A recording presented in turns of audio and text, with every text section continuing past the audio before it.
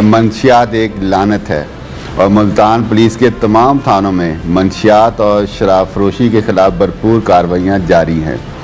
آج تھانہ daddy get کی پولیس نے بہت اچھی کارکردگی کا مظاہرہ کیا ہے۔ 1200 باٹلز امپورٹڈ الکوہل انہوں نے برآمد کی ہے۔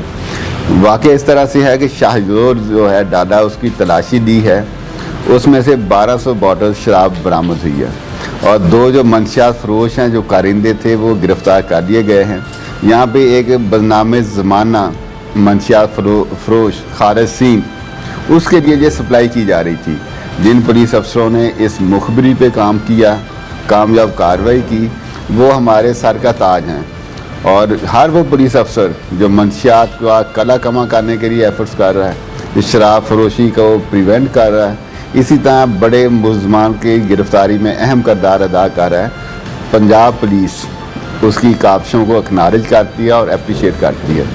ملتان کے باسیوں کو میں یقین دلاتا ہوں کہ جس طرح سے منشیات ایک لعنت ہے، اسی طرح سے ہماری پولیس اس لعنت کو ختم کرنے کے لیے اولین ترجیح کے طور پہ کام کر رہی ہے اور انشاءاللہ بہت جلد ہم اس منشیات کی جو لعنت ہے اس کو قابو کرنے میں کامیاب ہو جائیں گے۔